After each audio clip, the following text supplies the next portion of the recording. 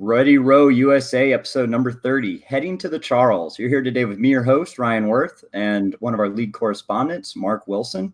And we've also got Jim Dietz joining us on today's episode. How you doing, Mark? I'm great, Ryan. Thanks for asking. Everything's good. I just got back from Boston last night, and we just finished up a great 3 days out on the river, and we're going to talk about that a little bit today. Awesome. I'm sure everybody's thinking about head of the Charles. We're about, about 5 weeks out. 5 weeks out. So whether you're going as a competitor or you're just going to be a rowing enthusiast and watch this year, there's lots to think about and lots to be excited for. Let's see. First up today, I think we have some sponsors that we need to thank.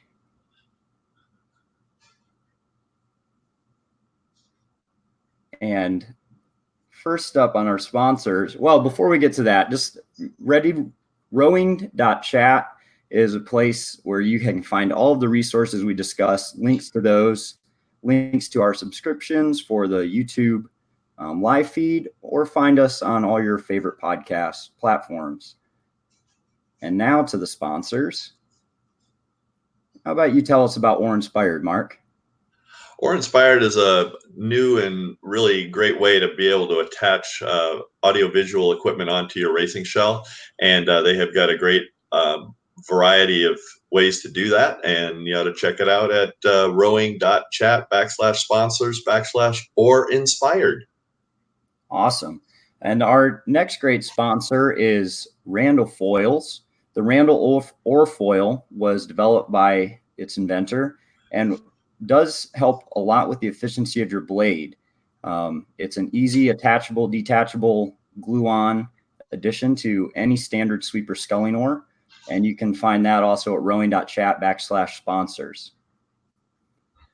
All right. And I think first up today, what we've got is a great clip from Jim. And you'll hear the good old head of the Charles background noise. But let's go ahead and bring that clip up. Just him talking about the general scene and a great intro for our show today.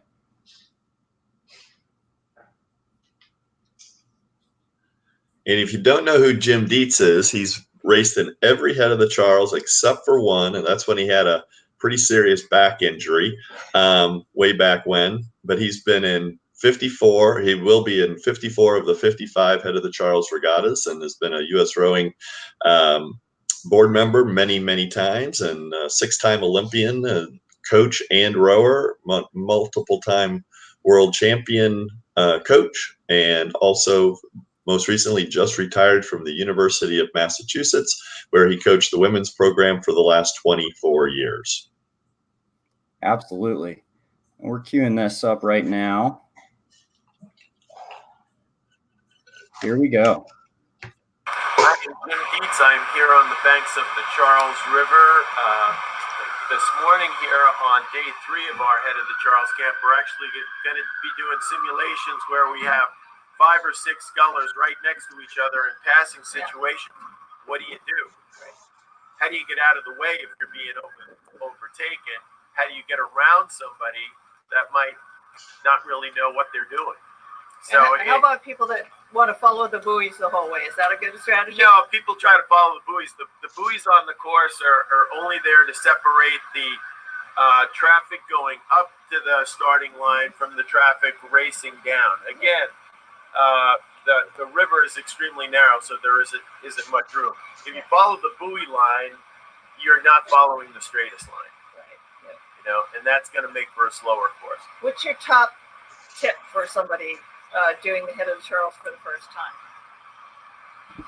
Pace the course, know when to accelerate, and know when to slow down. Yeah. You know, there are times on the river where it's better to slow down so you can make tighter turns than to be carrying too much speed. If you think about a single scull that's 27 feet long, it takes some effort to make that turn. So all your turns have to be gradual. You have to know where you are on the river. For those people not fortunate enough to come to an All-American Head of the Charles Camp, there are a lot of videos online on YouTube and other places where you can get a good perspective of the river. But come race day, with 250,000 people on the shore and boats going in every which direction, you're going to want to be calm.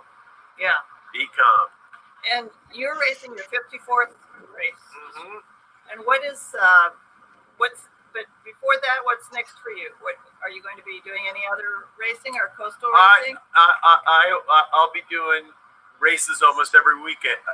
This weekend I'm racing. This coming weekend I'm racing coastal. We're doing the 12-mile lighthouse in Norwich, Connecticut, and that's fun. Following weekend I'm going to come back to Boston and do the CRI race. Cool. After that I'll go to the Green Mountain Head and then the Housatonic, and then finish up with the creme de la creme, the head of the Charles. Excellent. Thank you, Jim. You're welcome. All right. Good. So as you can tell, Jim's got a busy fall schedule now that he's not coaching every day. So he's taking retirement certainly to the fullest. And I think that's one of the things that head racing really does offer people, is the ability to keep on racing. And there's different races all over the country. There's different races throughout the Midwest, the West Coast, and certainly the Northeast. So as you heard Jim's explanation of his upcoming schedule, it's really exciting. And I think that that's what a lot of people should do, is to get out there and see different places and see different waterways and meet new people and have a great time with this thing we call fall head racing. Absolutely. Now, going to specifically the head of the Charles, Mark, what kind of stuff do you have to tell us about that?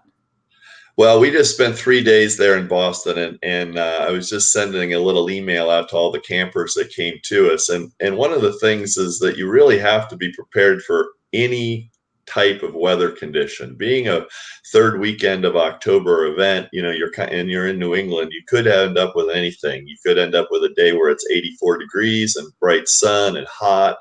Or you could end up with a day where it's 65 and, overcast and maybe a little mist. Or you could end up with a day with snow, like we did 5 or 6, 7 years ago. We had that blizzard. And so I think being prepared and making sure that you're kind of paying attention to how you're, the weather, the environment, and all that is a big thing. And being prepared for that. It's difficult for folks from Florida to even comprehend rowing in snow.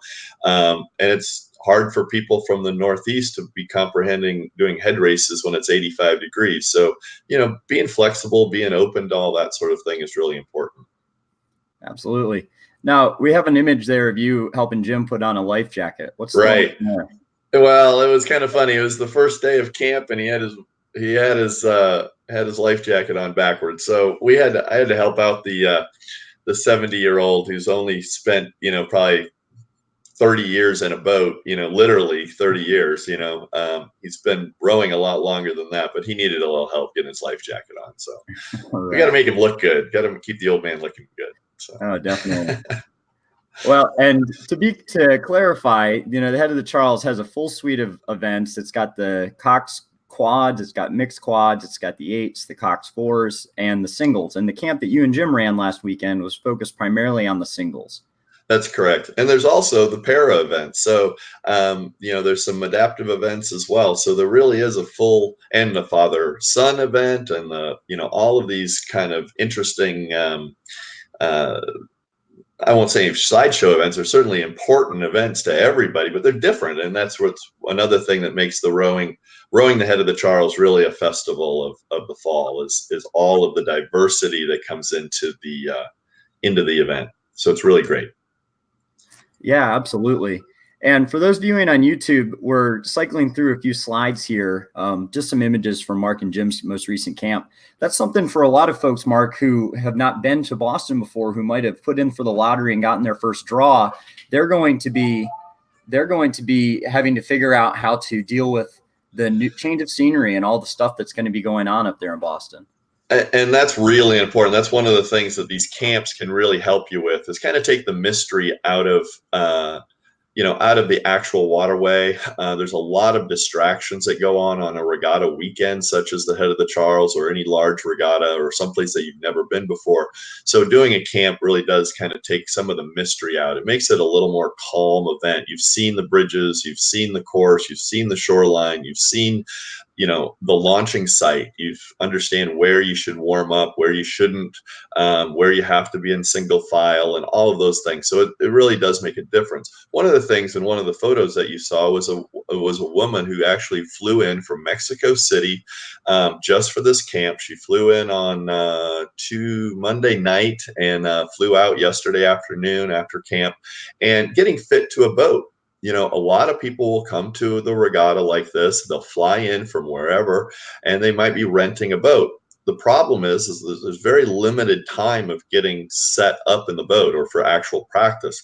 So knowing what your rigging dimensions are, what your oar length is at home, what your work span is, what your work through is, all of those kind of things are really important. And so if you're planning on arriving at the head of the Charles without your own boat, make sure you bring your rigging numbers so that you have a chance to get your boat, the boat that you're renting or borrowing, as close to possible to be comfortable. And being comfortable in your boat is certainly important when you're racing at a big event like the Head of the Charles. Oh, and especially the Head of the Charles, where the practice and warm-up space, even when you're able to get out, is so limited.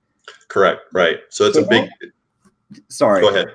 I was just going to try to bring it back. We're getting a little ahead of ourselves. The question was initially asked, I just won a lottery spot for my single. What next? That's a great question. Well, I think the first thing that somebody should do is to maybe open a bottle of wine or a bottle of champagne and cheers to themselves because they got in and somebody else didn't. So congratulations to you if you got in, and that's a big, big thing. Take a big sigh of relief and be deep breath, and then be like, okay, I hope my training's up for it. And then be thinking about how you're going to get there, how you're going to get your boat there, where you're going to stay, all the logistics that, you, Ryan, and I have always done about, coaching a team. And if you don't have a hotel reservation yet for the Head of the Charles, they are limited, and those that are there are expensive. So there's a lot of logistics that you have to do before you start worrying about which stroke you're going to take. But then also making sure that you're going to study the course a little bit, watch some of the YouTube videos that are out there, kind of get an understanding, probably talk to people who have raced it before. All of those kind of things are super important as you happen to luck in to the entry. Absolutely. And talk to people who maybe have lived and traveled around in Boston before. You can make a 2-hour commute out of the trip from your hotel if you're not really up to speed on how that's going to go for you. Absolutely. I would definitely recommend using, whatever online or, GPS kind of thing. Even the locals have to use GPS.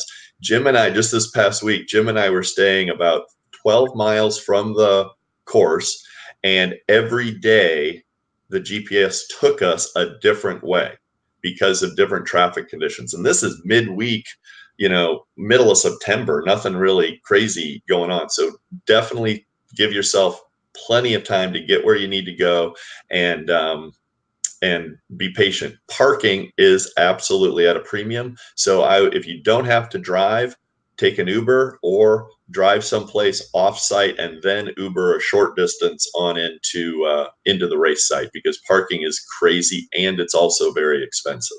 Yeah. So. And the T is also worthwhile. The T is great. The T is great if you can get to Harvard Square, but if you're rowing out of the falls, the walk from Harvard Square on race day really isn't a great, depending on when you're racing, obviously, isn't a really great option. But yes, using the public transportation is good, but there is no T-stop within a mile of the falls, which is where most people would launch from. Right. Now, the next question we've got is, should I practice the course before Saturday, and when? What do you think about that, Mark? That's a loaded question. So it depends on whether or not you're local or if you live in California. So if you're local, you could go out there every day and practice it, and that would be great. So yes, practice it before Saturday. Friday, I think, might be the question. So a lot of people will show up on Thursday afternoon or Thursday evening, and then they think they want to get out on Friday morning. Friday morning, as early as possible, is the best time to get a practice session in. Anytime after noon on Friday, I would almost recommend against it. One of the things that Jim and I both talked about in our camp, and and the people were like, "Oh, that's a good idea," is to rent one of these little one of these little rented bikes that are sitting around in bike stations all over town, right? So that's another way to transport yourself around Boston, are the little rented bikes that you can pick up.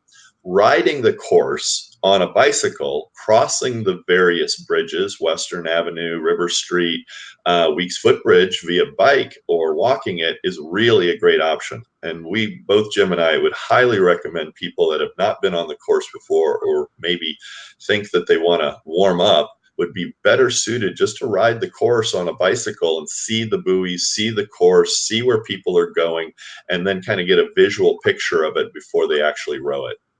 Love that. And when do the buoys get put in?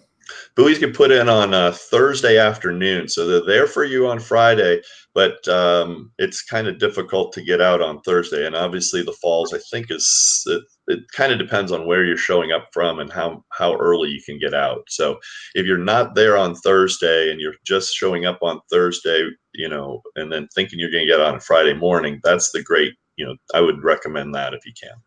Absolutely. Now, just making sure we're being clear on our lingo here. What is the falls, and where's Magazine Beach? Right. Great. Thanks. So the falls is the Finnish area launch site, and that is up off of Storo Drive near the finish line. So it's obviously near the finish line. And that's where all the trailers are going to be going that are not launching from a private boathouse. So some of the teams that are traveling in will be launching from Riverside Boathouse. We're launching from BBNN, which is one of the local high schools. They'll be launching from Harvard or from Newell.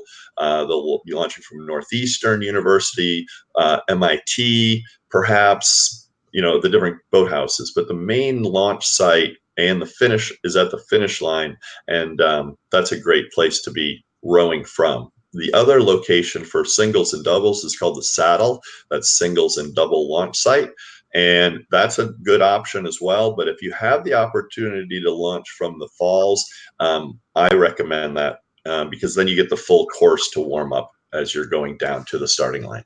Right. Yeah, because the Saddle is up pretty close. The Saddle is basically just after Magazine Beach, which is inside of the first 1,000 meters of the race. So you would have very limited warm up, and you certainly won't see the course prior to racing it if you launch from the Saddle.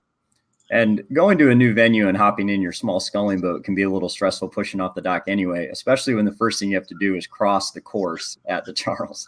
Yeah, absolutely. That can be very traumatic for some people. You're looking for boats coming both directions and listening to referees that might be a little pointed in what they say. So maybe not the best thing for you to do. Well, why volunteer or be a referee at the Charles if you can't yell at people? Well, there you go. I think that's actually one of the greatest events, though, for the volunteer community. And they really do a great job of teaching the volunteers what to do, where to be, how to handle themselves. It's almost always a great opportunity to be a volunteer because you do get training. And that's what a lot of regattas probably should do more of, is actually training their volunteers. And the head of the Charles does a great job of training their volunteers. I've been volunteering as an announcer for the last 10 years. I'm just super excited every year to get out there and work with people, see people, talk to people, and be an announcer. So not only racing it, but also volunteering as well. So they do a great job. Absolutely. No, the culture around the Charles in general is great, and everybody knows those volunteer jackets from the Charles. It's always a nice piece of kit. Yeah, that's for sure. You look like a rock star when you're walking around in your volunteer jacket. So very nice. Definitely. Well, let's move on, Mark. Down to Charlotte's catch, and her point of advice here today for us is, miss the draw, but on the wait list for head of the Charles. Remember, don't stop training. How wise is that? Yeah, that's really funny that she brings that up, because last year she got the entry, one of the last minute things, and somebody ahead of her in the draw had to bail out for medical reasons or family purposes or whatever. And so Charlotte got a pick last year, and that's really very, very cool. This 2 days ago, I was talking with one of the ladies in the in our camp, and she didn't get in this year. She was raced it last year, had a great time. She went from 39th to 13th, but then this year for some reason didn't get in, and she didn't even know there was a wait list. So by coming to camp, now she knows that actually she checked, and she's number 4 on the wait list for her event. So she very well may get in this year, even though she thought she wasn't going to. So definitely know there is such a thing as a wait list, and yes, follow Charlotte's advice and don't stop training. Absolutely. So that's a great tip from Charlotte. Let's go now to Tara's advice. Tara has a whole book to write about Head of the Charles advice. And part of it just revolves around the fact that the Head of the Charles is a whole experience regatta. There's tons of different aspects to enjoy from all kinds of different angles. And Tara compares it to the World Series of Rowing, a festival of every kind for rowers, boats, different styles and passions for the sport. It is absolutely a bucket list trip, and there's tons to see. Sometimes the trek from the West Coast can seem daunting just for a 20-minute give or take race. But oh, come on, Ryan. It's not a 20-minute race. That's not even fair. This is the Head of the Charles. It's the World Series of Rowing. It's a whole weekend experience. So absolutely. Hey, these are Tara's words, not mine. And every time you get out there for that event, it is cherished for sure. And even just being on that body of water is an experience in itself. But the wearing your club stuff is another thing that Tara recommends, remembering to represent, and just being well labeled can be a great way to make new friends or connect with people that you had no idea you were still in touch with. Absolutely. I think the meeting new friends, somebody might be traveling to Seattle or Portland, Oregon, or wherever from Boston. Be like, man, you row out there? That's cool. I always wanted to travel out there. You mind if I call you up, or can I have your contact information? And I think that's one of the greatest things about all of these head races is the opportunity to meet new people. So absolutely wear your gear, wear it proudly, and that's awesome. So good stuff. Hey, we also just want to thank everybody that's out there watching us today. We really appreciate you. We know we're on a different day today. We're on Friday rather than Wednesday. So thanks for watching the show this week. Thank you. Yeah, absolutely. And those getting to view at home are getting to see an image right now of a Seize the Oar double that Tara had out there in 2017, one of her para boats. So. And that's a good line. I'm going to tell that right now. That's what we've been doing for the last 3 days, is looking at course lines. And that's a really good course line right there. Not too close to that Riverside or Cambridge Boat Club dock, as we've often see in the crash compilation videos. There's when the boats are getting a little too far to the Cambridge side right here. So good job to Tara coaching this double. They look great, and that line is really perfect.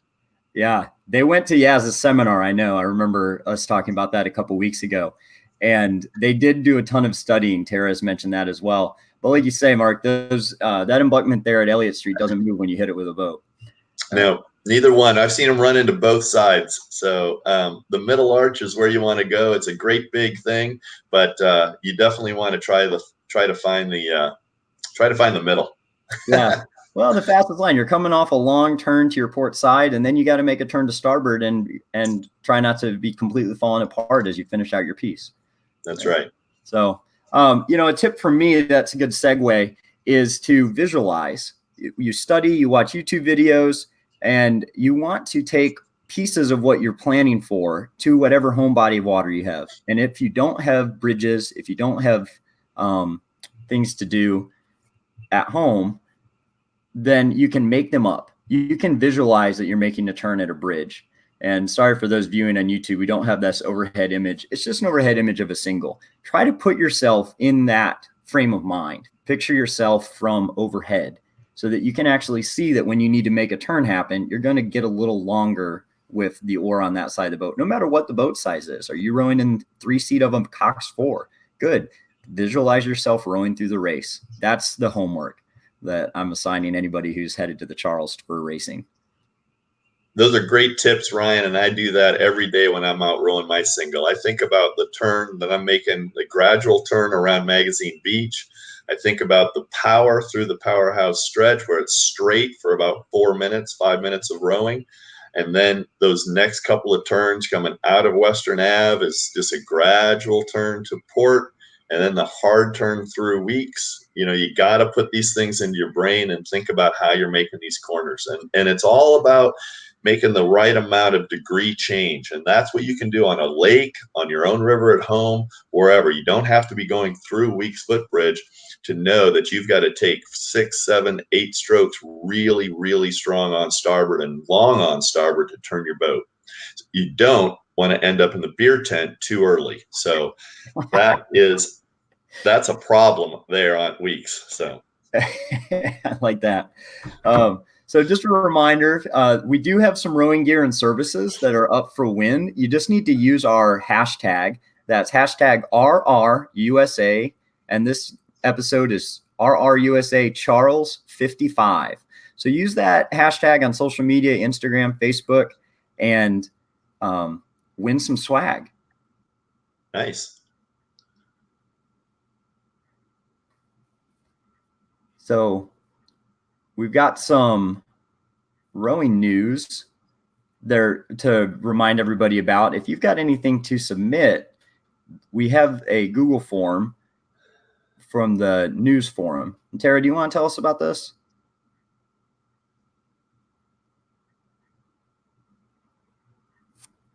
Has developed really to talk to our fans about all the gadgets and gear that make rowing possible and make rowing awesome, and hacks and websites and great gifts for your rower. So if you've got something really cool and really special that you want to share, maybe you found something overseas or from a coach that was handmade, go ahead and send us that information through our gadgets and gear section on our website. You can also apply for notifications at that same website, and the URL is below. I just want to say thanks to our fabulous sponsors. And if you go to rowing.chat/sponsors, you will see all of our great sponsors, or inspired. And